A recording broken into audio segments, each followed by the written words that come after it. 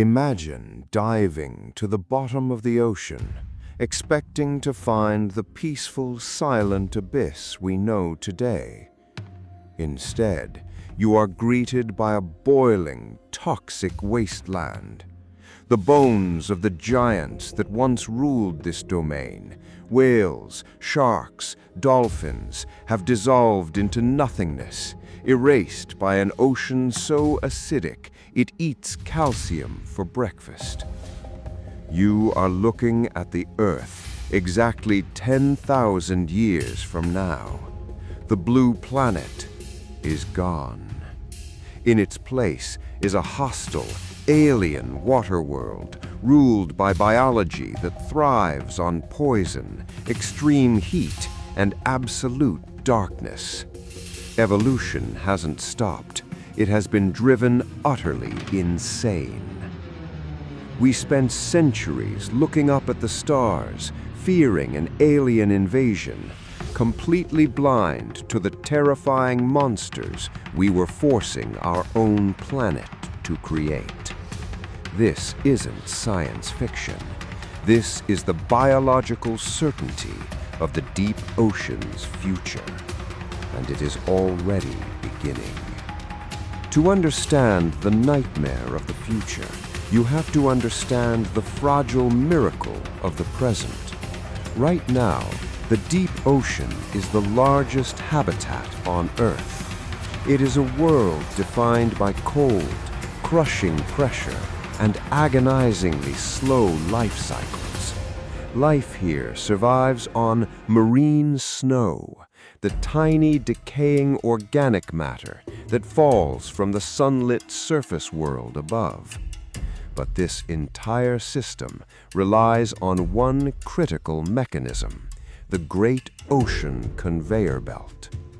Cold, dense water sinks at the poles, carrying life-giving oxygen down into the abyss. But as the planet warms, the ice melts, and the surface water becomes too fresh and too warm to sink. The ocean's heart is skipping a beat. When that circulation stops, the deep ocean begins to suffocate.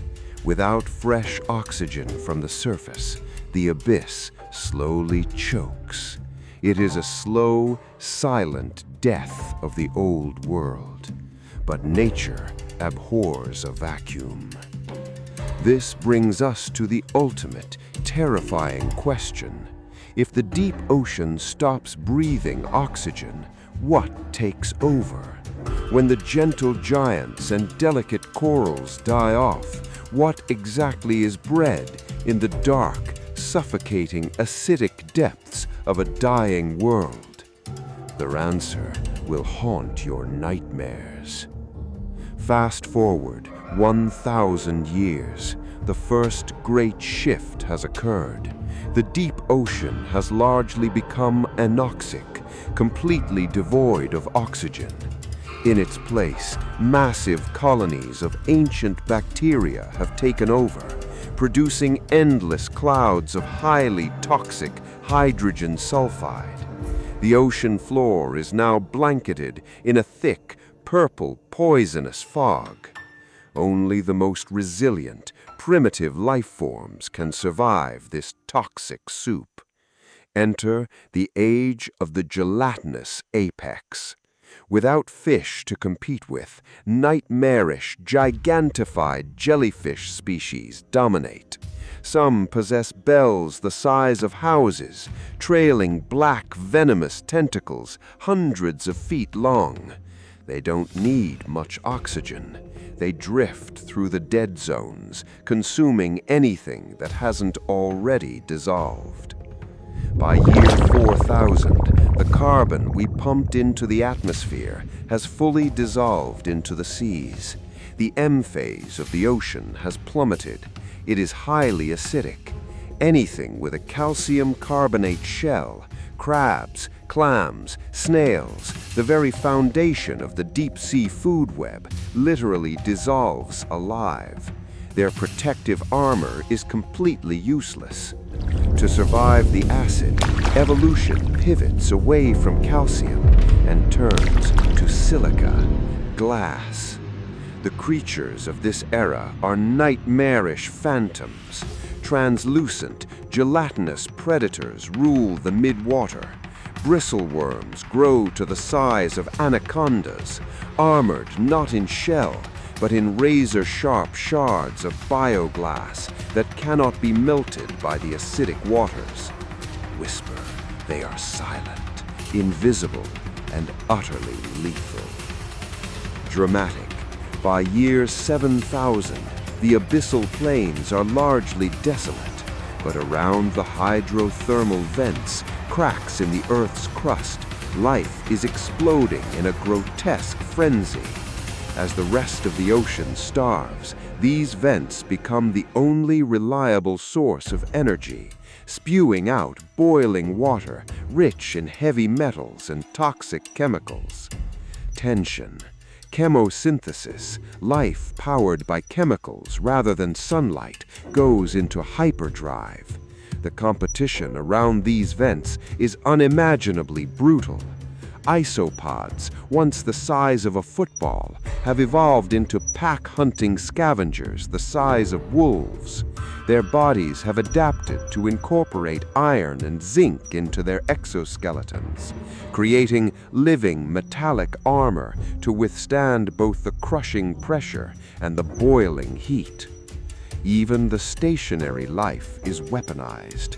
Giant tube worms, no longer passive filter feeders, have evolved active snapping jaws to capture passing prey. The deep ocean has become a hyper-violent arena where only the most vicious, heavily armored, and chemically adapted monsters can survive the night. We finally arrive at year 12,026. Mystery. Let's take a journey down to the deepest point on Earth, the Mariana Trench. The water here is a suffocating soup of acid and heavy metals. The pressure is over 8 tons per square inch. The darkness is absolute. Your submersible's lights barely pierce the gloom. Then something moves. It doesn't just move, it displaces the water around you with the force of a tidal wave. In the darkness, a sequence of blinding, neon blue bioluminescent nodes ignites one by one, revealing a spine that stretches for hundreds of feet into the blackness. Meet the apex survivor of our ruined world, a descendant of the hagfish, mutated by 10 millennia of extreme toxicity and isolation into a gargantuan, eyeless Leviathan. It has no need for sight. It senses the electrical impulses of your terror. It doesn't hunt for meat. It feeds on the highly concentrated chemical waste and sulfur deposits of the trench. It is a creature born of pollution, acidity, and suffocation. It is a biological masterpiece, perfectly engineered for a hellish world. It is the terrifying culmination of human impact, an ancient god of a dead planet, ruling a kingdom of poison in absolute, deafening silence. The terrifying truth is that the ocean doesn't care about us.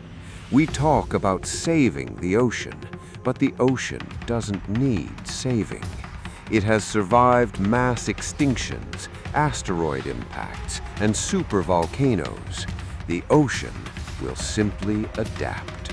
It will mutate. It will forge new monsters in the dark.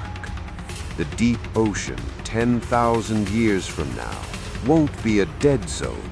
It will be a thriving, terrifying, alien ecosystem. But it will be an ecosystem completely incompatible with human life. We're not destroying the Earth. We're just building a world where we no longer belong. The abyss is waiting, and it has all the time in the world to reinvent itself. Mystery. The question is, will we be around to see it?